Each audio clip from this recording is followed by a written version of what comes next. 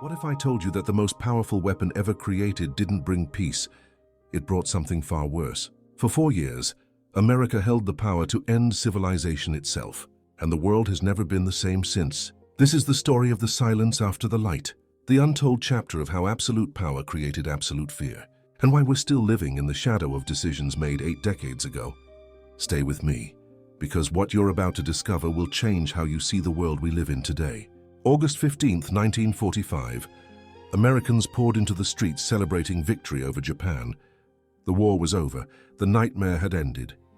But in the halls of power in Washington, a very different conversation was taking place. President Harry Truman held something no leader in human history had ever possessed.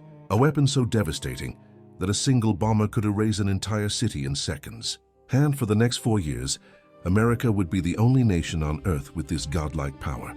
Think about that for a moment. 4 years, 1,460 days of absolute nuclear monopoly. But here's the question nobody was asking in those ticker tape parades. What do you do when you're the only person in the room holding a loaded gun? Do you keep it holstered? Do you aim it at potential threats? Or do you try to put the gun down and convince everyone else to never pick one up? Comment below right now. What would you have done? Because the decision America made in those 4 years would echo through every decade since, creating the world of eternal fear we still live in today. On August 6th and 9th, 1945, 2 Japanese cities ceased to exist in the time it takes to read this sentence. Hiroshima, Nagasaki, over 200,000 people dead, most of them in the first minutes. The atomic bomb wasn't just a weapon, it was a statement. It was the end of one kind of warfare and the birth of something humanity had never faced before. J. Robert Oppenheimer, the man who led the Manhattan Project, would later recall a line from Hindu scripture as he watched the first test. "Now I am become death, the destroyer of worlds." He understood immediately what had been unleashed. But in Washington, military planners saw something different. They saw leverage. The Soviet Union, America's wartime ally, was quickly becoming its greatest rival. Stalin's Red Army occupied Eastern Europe. Communist parties were gaining ground in France, Italy, and Greece. The Grand Alliance was crumbling before the victory celebrations had even ended. Behind closed doors, American military strategists began wargaming scenarios. How many bombs would it take to knock out Soviet industrial capacity? Which cities would be primary targets? Moscow, Leningrad, Baku's oil fields. The conversations were cold, calculated, terrifying. By 1948, the United States had built a fleet of modified B-29 Superfortress bombers, specifically designed to carry atomic weapons. They could reach Soviet territory from bases in Britain, Turkey, and occupied Germany. The message was clear without ever being spoken out loud. But here's where the story gets interesting. Because having the ultimate weapon created a problem nobody had anticipated. What do you do with power so absolute that using it might destroy your own moral authority forever? If you're finding this fascinating, hit that like button.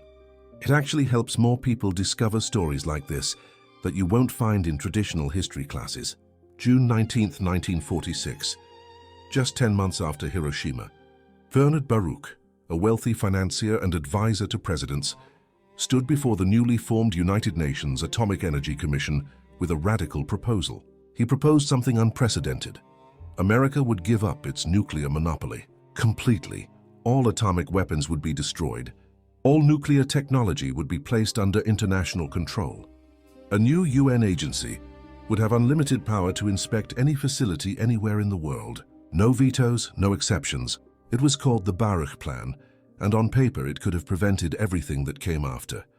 No arms race, no Cold War nuclear standoff, no decades of living under the shadow of mutual assured destruction. So why didn't it work? 5 days later, the Soviet Union rejected the plan, not just rejected it, denounced it as an American trick to maintain nuclear superiority. While appearing generous, Soviet diplomat Andrei Gromyko laid out Moscow's objections. First, America wanted to destroy its bombs last, only after the international system was in place. Second, the inspection regime would give Western powers unlimited access to Soviet territory and secrets. And third, the plan eliminated the UN Security Council veto on nuclear matters, meaning the Soviet Union could be outvoted and punished by a Western majority. From Moscow's perspective, this wasn't a peace offering, it was a trap. Stalin had survived the Nazi invasion, by keeping Soviet industrial capacity hidden and dispersed. Now America wanted unlimited inspection rights. Not a chance, but there was something else. Something the world didn't know yet. The Soviets were already working on their own bomb. Soviet intelligence had penetrated the Manhattan Project from the beginning. Klaus Fuchs, a German physicist working at Los Alamos, had been passing secrets to Soviet handlers since 1944. The Russians knew exactly how far behind they were, and they were racing to catch up. When the Baruch Plan was proposed, Stalin faced a key decision: accept international oversight and limit Soviet nuclear development, or reject it, accept a temporary American advantage, and pursue equality as a superpower. He chose the second path, and with that choice, the opportunity for early international nuclear control closed for decades. Now let me ask you, do you think the Baruch Plan had a real chance of success? Or was it unrealistic from the beginning? Share your thoughts in the comments. This discussion remains important as we think about global security challenges today. June 24, 1948. Soviet forces blocked all ground access to West Berlin. 2 million people found themselves isolated in a Western enclave surrounded by Soviet territory. Stalin was testing the boundaries of American power in a bold way. The United States had two clear options: try to break the blockade with ground forces and risk major escalation, or withdraw and leave West Berlin behind. President Truman chose a different approach: the Berlin Airlift. For 11 months, American and British aircraft operated non-stop, delivering food, fuel, and essential supplies. At its height, planes landed every 30 seconds. It was an extraordinary logistical success that showed something important. Even the most powerful tools had clear limits in certain situations. The blockade was eventually lifted without direct military confrontation, and Stalin took notice.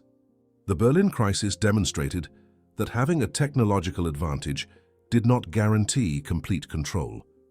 There was still space to challenge and test limits without causing all-out conflict. The idea of automatic massive response to any aggression was already showing its limitations. Then came a major turning point. August 29, 1949. The Soviet Union successfully tested its first atomic device.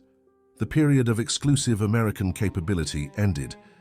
Just 4 years after Hiroshima, the world now had 2 nuclear powers. When the news reached the American public, there was widespread surprise. Intelligence estimates had expected the Soviets to take much longer. The international landscape changed quickly. American foreign policy could no longer rely on unchallenged superiority. Every major decision now had to consider the possibility of mutual risk. The early Cold War, shaped in part by American advantage, entered a new and more complex phase. Here's what's striking. During those years of advantage, the United States produced a limited number of atomic devices, far fewer than many expected. Some advisors suggested taking decisive action before the balance shifted. The reasoning was to prevent a future of greater danger. But Truman rejected these ideas, not out of weakness, but because he believed such a step would permanently damage America's position as a defender of freedom and stability. The moment passed, the balance shifted, and the world moved toward a new strategic reality, known as mutual assured deterrence, a system where neither side could gain from initiating conflict. The logic of deterrence is straightforward. When both sides possess the means to cause unacceptable damage in response, the incentive is to avoid direct confrontation. This created a tense but stable standoff. Instead of direct clashes, both sides focused on building capability and maintaining balance, a pattern that defined much of the Cold War. The logic of MAD is simple and terrifying. If both sides have enough nuclear weapons to destroy each other completely, then neither side can afford to attack first. Any nuclear war becomes a suicide pact. You might destroy your enemy, but you'll be destroyed in return. Your cities will burn, your people will die. Your civilization will end, so you don't attack. You just build more weapons, and more, until both sides have enough nukes to destroy the world several times over, which is exactly what happened. By the height of the Cold War in the 1980s, the United States and Soviet Union had over 60,000 nuclear warheads between them. 60,000, each one many times more powerful than the bombs dropped on Japan. Missiles hidden in silos across the Midwest. Submarines prowling the depths of the ocean, each one carrying enough firepower to level entire countries, bombers on constant alert, ready to take off at 15 minutes' notice. The doomsday clock, created by atomic scientists to represent how close humanity is to self-annihilation, reached 2 minutes to midnight. All of this, the arms race, the proxy wars, the nuclear anxiety that defined generations, it all traces back to those 4 years, 1945 to 1949, the years when America held ultimate power and chose not to use it to reshape the world permanently. Was that the right choice? That's the question that haunts historians to this day. Some argue that Truman's restraint saved us from an even darker timeline. That preventive war would have killed millions and made America a global pariah. That the Baruch Plan, flawed as it was, represented genuine idealism in a cynical age. Others say we missed our chance.